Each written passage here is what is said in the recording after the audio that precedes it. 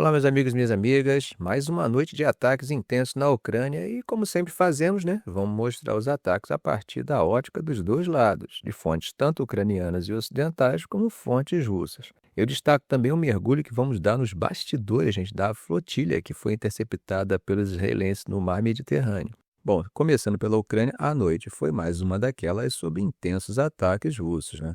Segundo as autoridades regionais, os ataques russos mataram pelo menos uma pessoa e feriram mais de 30. A Força Aérea Ucraniana disse que a Rússia lançou 109 drones Shadows e 3 mísseis balísticos. E mais uma vez eles detalharam o que foi abatido e o que passou, né? Dos 109 drones russos lançados, foram interceptados 73 drones, ou seja, 36 drones passaram e atingiram seus alvos, né? Agora os mísseis, gente, eles não conseguiram interceptar nenhum. Os 3 mísseis russos lançados conseguiram passar e atingir os alvos. Agora, meus amigos, em Sumi, um ataque de drones russo atingiu uma estação de trem na cidade de Shostka. Segundo a companhia ferroviária ucraniana, foi um ataque Dobetep. Nesse tipo de ataque, eles teriam lançado um ataque primeiro, né? E logo em seguida eles lançam um segundo ataque com o objetivo de maximizar o número de vítimas. Um vídeo que circula nas redes sociais parece mostrar exatamente esse momento, o segundo drone atingindo o local enquanto os socorristas já estavam lá. Até o momento em que gravei esse vídeo, além do grande número de feridos, uma pessoa morreu em consequência desse ataque.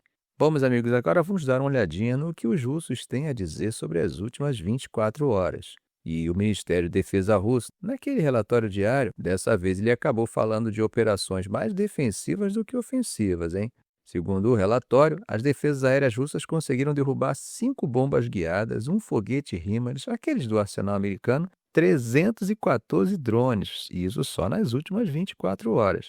Bom, gente, não fica muito clara a taxa de eficácia russa, né? Isso pelo fato de que eles não costumam divulgar o número de drones lançados pela Ucrânia, apenas os que eles abatem.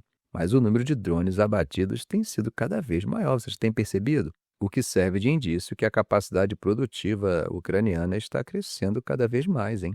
Bom, a região fronteiriça de Belgorod também tem sido duramente atingida pelos ucranianos. Segundo o governador da região, Vyacheslav Gladkov, só nas últimas 24 horas foram lançados 72 projéteis e 105 drones contra o território regional.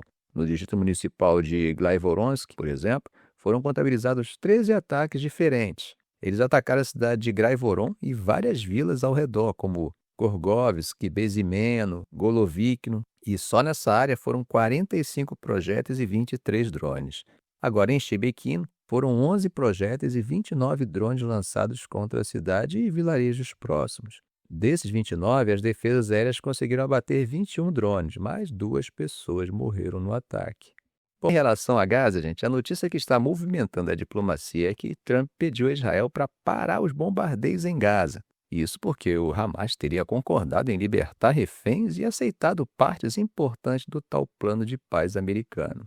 O governo israelense anunciou que vai trabalhar na implementação imediata da primeira fase do plano, que o próprio Netanyahu aprovou durante sua viagem a Washington. Mas, gente, como tudo no Oriente Médio, a coisa não é tão simples assim, né? E a gente precisa ter muito cuidado com o otimismo. Primeiro, porque o cronograma exato para implementar esse plano de Trump ainda não está bem claro. Segundo, porque a logística pode ser um pesadelo. A devastação em Gaza é tão grande que até mesmo a entrega de reféns pode ser complicada. E terceiro, porque questões importantes como o desarmamento do Hamas e a retirada de Israel parecem ainda não estar resolvidas. E a gente tem que lembrar, né? Outros cessar-fogos durante essa guerra acabaram com Israel retomando a ofensiva e os combates também, né? Mas será que a situação no terreno já mudou? Sim e não.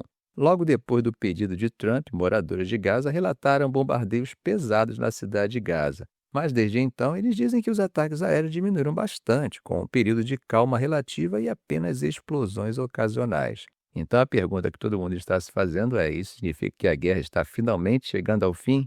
Potencialmente. Trump parece determinado a acabar com o conflito com este plano de 20 pontos, né? Ele chegou a dizer que não se trata apenas de Gaza, trata-se da tão buscada paz no Oriente Médio. Mas os obstáculos são bem grandes. A resposta do Hamas, por exemplo, não deixou clara sua posição sobre o desarmamento, que é uma exigência importante do plano de Trump e um dos principais objetivos de Israel na guerra, né? E do lado israelense, a gente tem um paradoxo. Netanyahu aprovou o plano, mesmo que ele ofereça um caminho, ainda que condicional, para o futuro Estado palestino. E isso, como vocês já estão cansados de saber, o próprio Netanyahu já disse publicamente que não permitiria acontecer, né? Então, qual pode ser o cálculo dele? Bom, talvez ele esteja tentando se manter do lado certo de Trump e dos Estados Unidos, que são seus aliados vitais, né? Ao mesmo tempo em que cede o mínimo possível para não irritar seus parceiros de coalizão, os nacionalistas religiosos ortodoxos, que são totalmente contra qualquer acordo com os palestinos e sempre pressionaram para continuar a guerra. Ficamos por aqui. Se esse vídeo foi útil a você, faça um comentário, compartilhe em suas redes sociais, dê um like. E é claro, se ainda não for inscrito, inscreva-se no canal e ative o sininho para não perder os próximos vídeos. Ok, gente? Um grande abraço do professor Arão Alves.